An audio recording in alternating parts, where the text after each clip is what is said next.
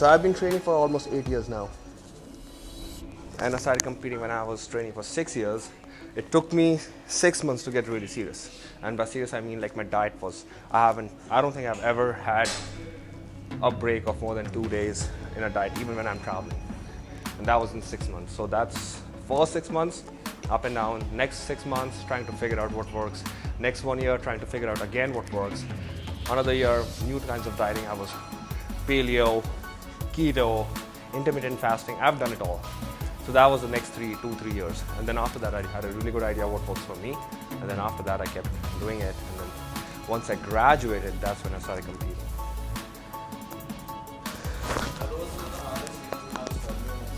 Yeah.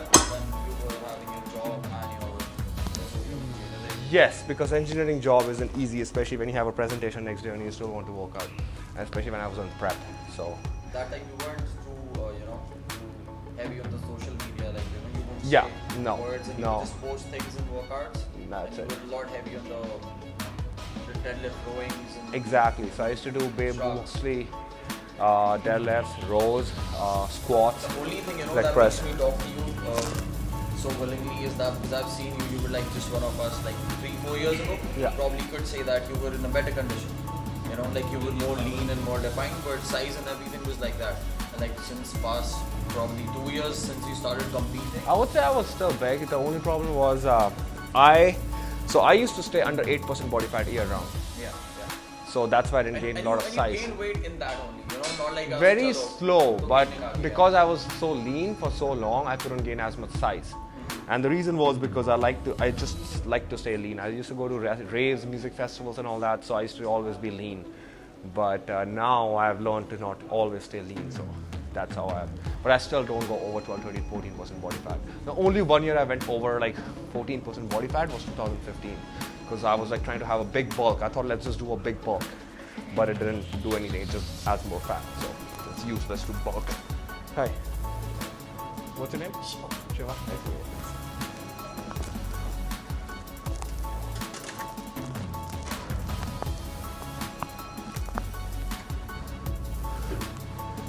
So for this exercise, I like to do about 4 working sets and 1 or 2 warm-up sets. And so this is my incline. After this, I would do Smith machine flat. So 2 movements, always flat and incline. So chest you only need like bench presses. I am not doing that right now, bench press, because I have an injury.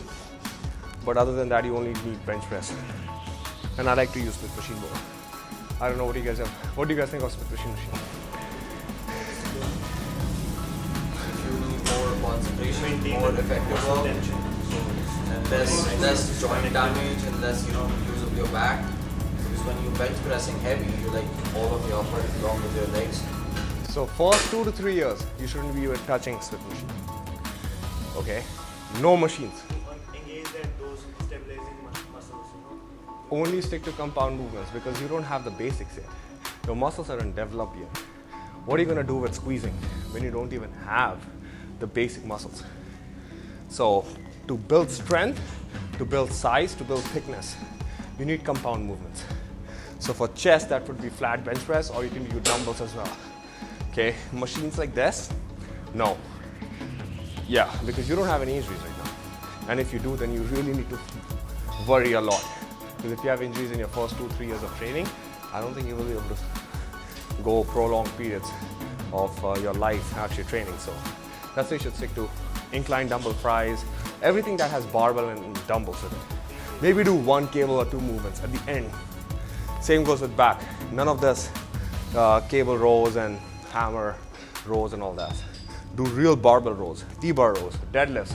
If you do 5 sets of each, that's 15 sets of back right there. And then do 1 or 2 like lat pull downs, pull-ups. There you go, that's a complete back workout. Same goes with legs.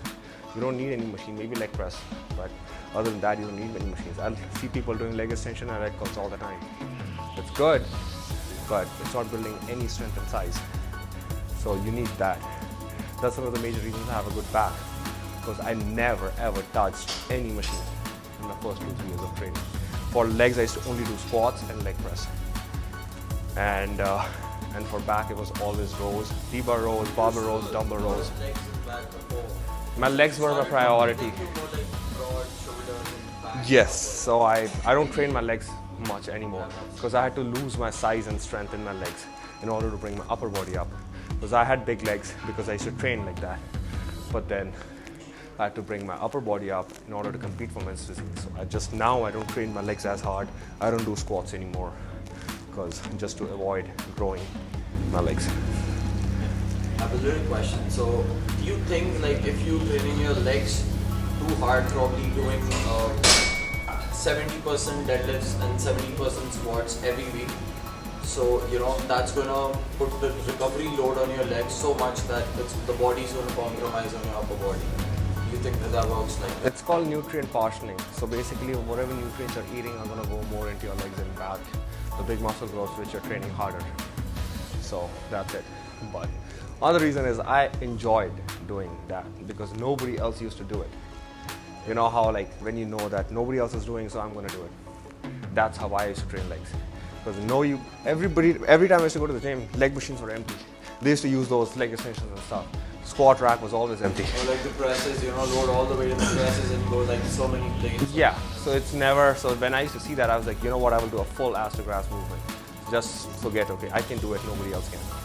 So that's how I started doing it. And same with barbell rows. You'll see barely any person doing barbell rows to the point that it's hard, it's difficult. So you're saying like if you just lessen the load on the lower body and you're going to grow your upper, that's going to help you? Not at your level.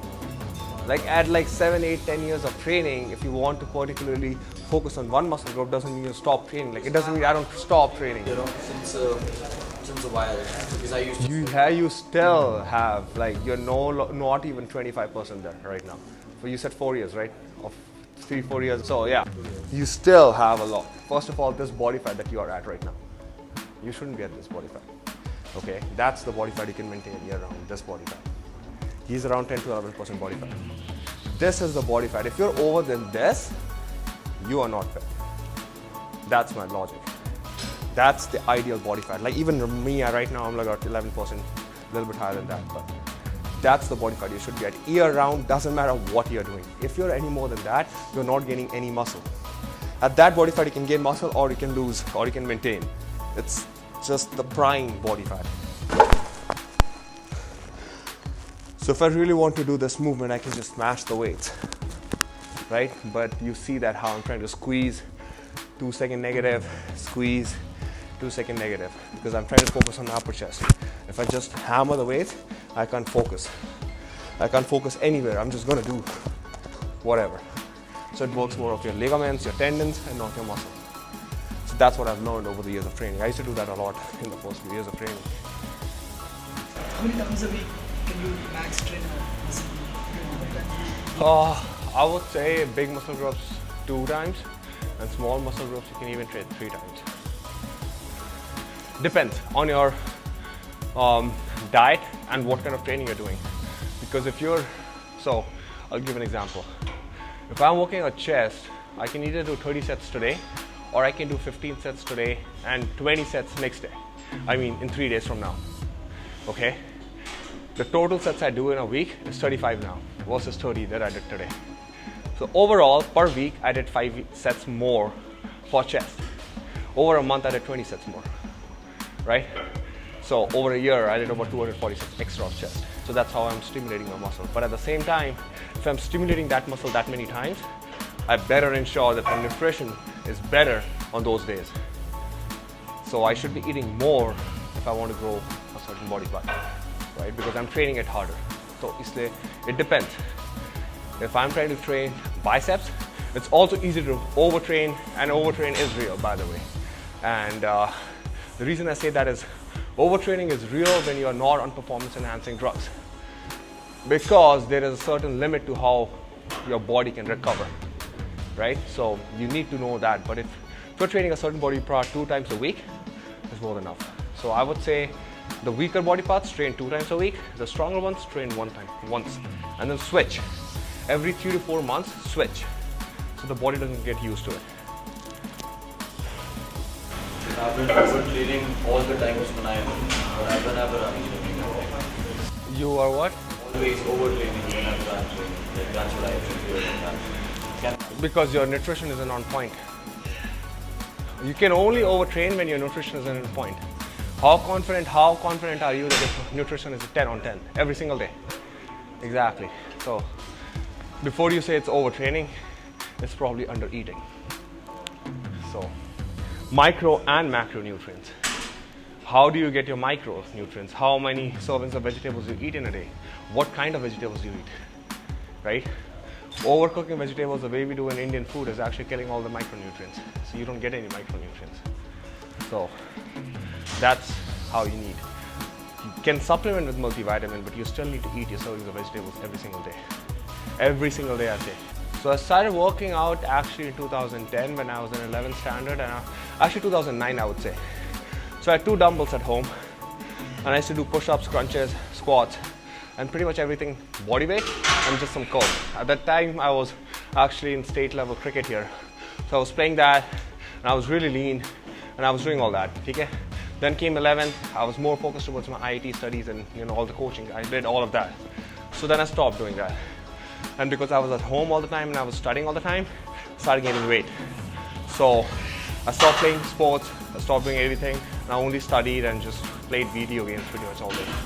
So after that, when I gave my 12th, between May, April, I think April, maybe just board exam both jate khatam. So April, May se, I had time until August before I went for my university. During that time, I joined a gym. During that time, I purchased my first tub of protein. I still know the first tub of protein. That was Muscle Tech Nitrotech. Okay? At that time, it was still barely any gyms, barely people used to work out, especially guys of my age didn't used to work out. So that's what I started. That's all I knew. Just take some protein and that's it. I didn't know the difference between carbs, protein, fats, and all that. And then when I went there, then I started working out more, then more, then more, and more and more. So basically, I started in 2011, properly working out in gym. 2016, June, my first competition. Second competition 2 weeks later. That's like 5 years of serious grinding. Yes, exactly. I was working out 2 times a day when I was working for my internship. I used to wake up at 4 a.m., used to be in the gym at 4:30, worked out till 6:30, go to the office at 7, reach that office at 8, work till 4:30, come back at 5, take a 1-hour nap, 6 p.m. again in the gym, 6 to 8. So 4 hours a day I was working out. We have all those videos that you used to post years ago, probably combine all of those, I'm gonna be making my transformation video soon, so I'll use all those clips. So I'll use all those clips, how I was, how I started. I don't have anything from like 2011, 2012, I only have pictures. At that time, barely nobody used to do this.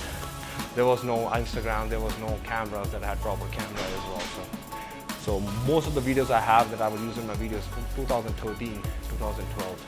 The third exercise, I'm trying to bring up my inner chest a lot. So my chest shape is like a square, so I don't have a lot of inner chest. So in order to, most of it I won't have as big of an inner chest as like people with round chest, but still I can train. One of these movements is the close grip Smith machine press using a V-bar. This actually targets your upper chest and your middle chest. So I will do that, and right after that I will do the same movement with dumbbells. So this movement only targets your inner chest and your triceps. How long ago did I talk to you to the PT, personal training, coaching? How do you want to go about it? So I have a form that I give you that you fill out, and then you give me all the details about yourself, your history, everything is in that form. So once I get that, then I use that to build your plan. There are certain things that I want to talk about before that personally. Yeah, we can do that after, like once the session is over, we can do it. So you're gonna train here itself for 6 months? No, I do it online mostly, but right now since I'm here, I can do it. You get selected to the Olympia, right? You can't just walk on the stage piece, take it. Your points determine. At the end of your year, your points determine. So, the top 20 from points ranking go there. How far you are from that? I haven't started. For next year's Olympia, the point system will start like next month. Next month? You'll have to Just points. So you'll have to. Each pro show has points for first 5. And each pro show has different categories. So, for example, Vancouver Pro Show, the first place guy got 4 points. Some other pro show would be 3 points for the winner. So 3, 2, 1, 1, 1, 1. So like that's how it goes. So you keep competing, you keep accumulating points at the end of the season. I think my rank was like, I think 38th this year. 22 got selected for Olympia, but I only did 2 shows. So if you do 4 or 5 shows and you keep placing them at them, top 3, top 5, win 1 show, then you can go to Olympia. So what's your plan? Like when do you plan to go to Olympia? Like when do you? I'll plan next year, yeah. So I'm competing for my shows. No, it's happening tomorrow. I didn't try for this year Olympia. It was more just to get my name out, just to compete at the pro stage, that's it. Because I still need more size for Olympia level. So. Also, I really like your idea, like you know how you told me, every level has a different kind of expectation, and you know, like if you stand in our basic fitness leagues where guys like him, the guy you're training would be the finer guy, you won't be appreciated enough. But wherein if you know it's calculated at your place, something even you know whatever defined he is, you wouldn't be appreciated because he's lacking in size. Yes, that's true. I really like you know sort of That's. understood a lot from that. I've always been very smart about how I would approach fitness, and that's one of the reasons why I've always won every single show I've done. Okay, and the reason is because of that. Especially as an amateur, I won every show I did. And the reason was because I was calculative. I didn't do nationals in 2016. I waited for a year to do that. And I placed second at nationals, lost by 1 point. I still did another show. There were only 2 shows in a year. Yeah, I've seen that happen in India. You know, boy gets a little more serious and he's like, "Ab to main Mr. India khel raha hu, by December." Exactly, because it's the ego. You need to be smart about everything you do. Your ego shouldn't be in the way. So that's the whole point. You know, like come in the same shape, better. You should know what your genetics are, you should know how your training is, you should know how you're going to time it, you should know. I have a really good idea how much muscle I can gain per year. Really good idea. So in October 2017, I said I'm going to gain 10 pounds of muscle. I gained exact 10.0 pounds of muscle. So this year I said I'm going to gain 12 pounds of muscle. So I'm going to gain exactly 12 pounds of muscle for my next show. Should I learn from this is that no one's a better coach for you than you yourself. I wouldn't say that. Are you a coach? Even a coach? No, I know what you mean, but even in that, how do you know what works for you? Like, it takes years and a lot of guesswork. Now, either you can all put in 8 years like I did, or you can put in 4 years and have better coach. What would you do? I always preach this. I always preach the simple thing. You can either invest time or money. I invested time. You can invest money. If you don't have money, invest the time. Simple as that. But I think you got what I meant, right? Yeah, I know what you mean, but even for that, you need to put in the trial and error. So unless you know, the reason I know my body so well is because I've been training for 8 years by myself. I only had a coach in 2016. Yeah, I had a coach in 2016 for a competition. You can't compete without a coach. But before that, I can get as shredded as I want. I was actually just as shredded in 2015 and 14 as I was in 2016 for stage. And the reason is because I know my body that well. So it takes years. Once you know your body, after putting in the time, you'll know how it functions. Okay, so the next fourth, so this exercise is a flying movement. So I can either do dumbbells or cable or the machine. I'm doing cable this time because I did machine last time. And the trick is to just, when you're bringing the handles near your chest, always rotate it. So the more you rotate it, the more it'll hit your inner chest. The less you rotate it, it's gonna hit more of your outside chest. So you're gonna bring it like that, and then you rotate it. That's how you're gonna have that inner chest I was talking about. So bring it, rotate, rotate.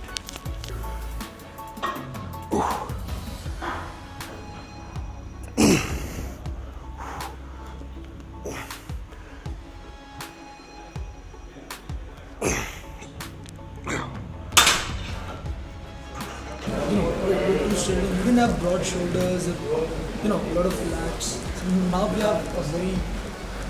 Because I was always depleted. So I was too lean.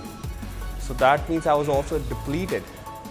So when you're that lean, I mean, I'm just burning muscle pretty much all the time. So that's why being that lean isn't that good. So that's why that shape wasn't there. Now when I make that video, you'll see that when I used to have the bulking periods when my body fat around was 10, 12, even 13%. Exams time, my body fat used to come up to like 13, 14%. So think of it this way. You guys are all students, right? So when I had my exams, I didn't go to the gym because the priority was the exams. Going to the gym for 2 more weeks is not gonna help me anything. But if I lose my grades, my whole life is pretty much like is gonna be impacted. So you also have to think of it this way. Whenever I had more time, I was more in the gym more. But during exams time, I used to stop lifting. So I used to do 2 things. One, give my body a break. Right? I didn't even diet that time. I would get some protein in, but I would just eat pretty much whatever I could get wherever I was studying. If I was studying in library, I would eat pizza or whatever I had at that time. What it did was give me a break, not just mentally, but also physically. And when I used to go back to the gym, I was like, oh, I used to crave going to the gym. So right now, I've been lifting regularly for the last, I don't know, 1.5 years now. I haven't taken a break. I'm burnt out right now. So that's why you're seeing me train like this. Otherwise, I would be like 45, 50 seconds, like keep going at it. Because I'm burnt out. I need rest. I need rest from my dieting and I need rest from just training. But I still am not doing that because I know when to stop. So I will stop training for like maybe a week, by maybe at the end of my India trip. So before I go back, so I can start falling in love with weights again. I can start like, oh, I have to go train. I'm so excited. My whole body is completely recovered. So that's all you have to see too. It's a really good idea to give your body a break after like 6 months or 8 months. I would say, as I said, I train shoulders 2 times a week. So, but a lot of, so shoulders are like, I would say a lot of it is genetics, but also like how I train. I train shoulders high volume all the time. So I go like a lot of side laterals, a lot of Arnold presses, a lot of standing barbell presses.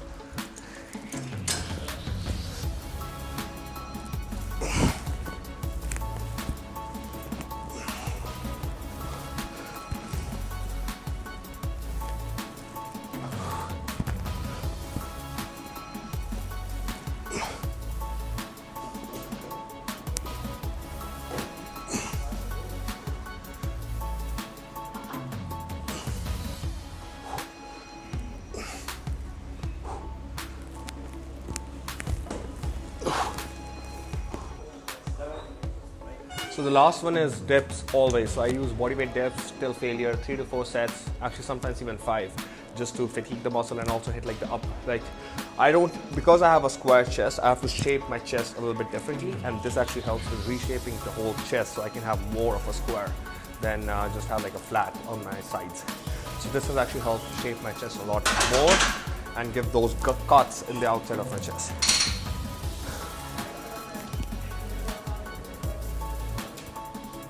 Barbell dips are already tough for a lot of beginners to do. So we Assisted. suggest to do this at the end of the workout or at the beginning of the workout. Up to you. You can play it around with. If you're doing it at the end of the workout, do assisted. Same thing. If you can't do your own weight, just do assisted. Same thing, pretty much.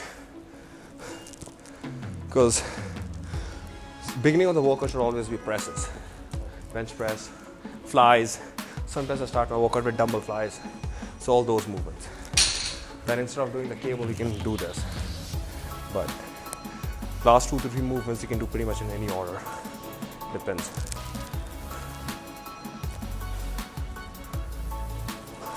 Another question, what do you say about decline benches? Because only in India I've seen decline benches. When I train that, I see a lot of people, a lot of machines having decline benches. They have it just as much. And I do decline a lot sometimes too. It depends. Right now I'm not trying to high volume because as I said, I'm trying to give my body a little bit break. So I can't do like 30 sets of chest right now. What's the difference between what difference does it make? Decline one and decline? Decline hits more like a full chest pretty much, like from lower to upper. Then incline hits just the upper. That hits all 3 parts of the chest. That's the biggest difference. People don't do Decline, like everybody already has that lower chest pretty much. So that's why decline isn't something that everybody likes to do. Plus, it's easier because your shoulders don't come into play. 3, you can put a lot more weight than on flat and incline. So people like to do decline when they want to be just like have an even lift session. But at the same time, I still do incline. It doesn't mean I completely ignore it. If I don't do it today, I'll do it in 3 weeks from now or 2 weeks from now. I'll like vary it. Instead of doing like the close grip, I would just do decline. I really like the way you said, multivitamins come before protein because you always have a cheaper substitute for protein, wherein multivitamins is actually what keeps you going.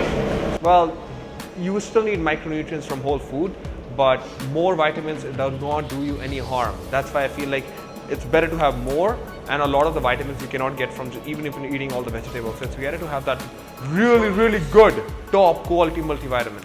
That's your priority number 1. Like probably if I can't afford a package, probably like Animal Pack or those Vita packs we have, if these guys want to go to the chemist and bhaiya mere ko D de do, C de do, ye de. So no. What are those? I would still want you to get more sports nutrition multivitamins. You are a bodybuilder, you better take vitamins that a bodybuilder needs, not somebody like your grandpa needs, right? It's a different kind. Your body has different needs. They need different micronutrients. You need these multivitamins running 12 months throughout the year? Yes. Yes. Never taking a break. It's more like a pre-workout thing.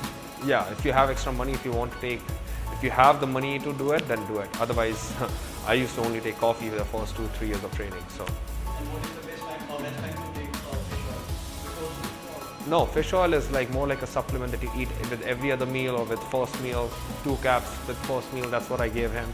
2 to 3 capsules is more than enough for like fish oil. Yeah. But year round, again, fish oil year round. Good, healthy omega-3 fats. So, test boosts are good or not? Test boosters? Well, if you're younger than 30 years of age, or even like 28, no, you don't. Don't even bother. Your testosterone is already way higher than between the age of 16 to 22. Your testosterone is at its peak. You don't need testosterone boosting supplements. It's not going to do any good. So it's a waste. Unless you're like 28, 39, 30 maybe.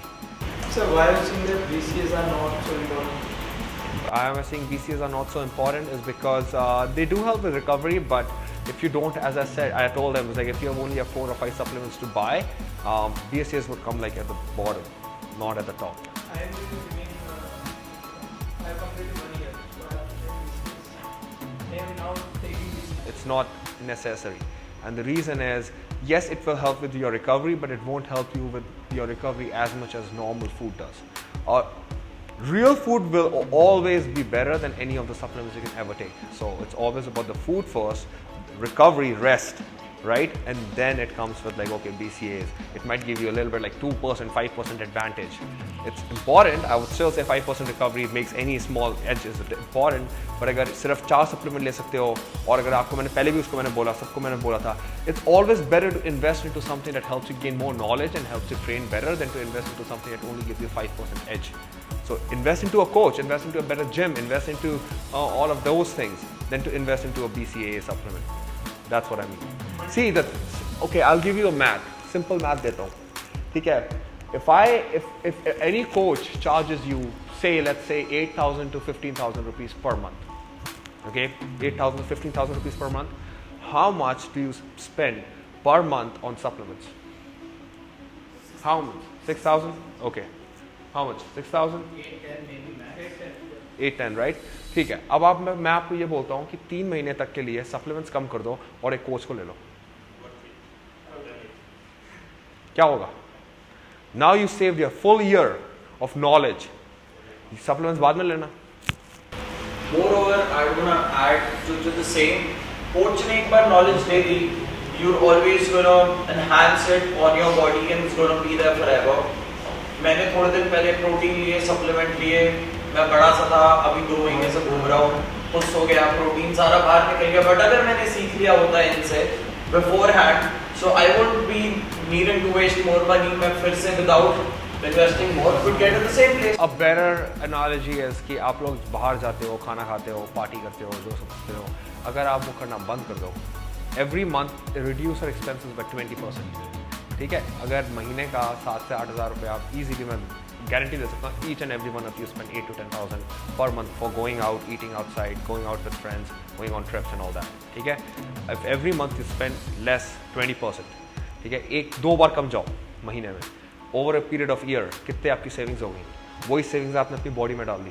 That's how things work. It's all about priorities. आपकी priority number 1, 2, 3 उसको choose करो. Then अपने आप सारे expenditures डालो कि इतना मैं महीने में हर चीज़ों में खर्च करता हूँ. Now rebalance that money into your priority number 1, 2, 3. That's how it works. That's how budgeting works.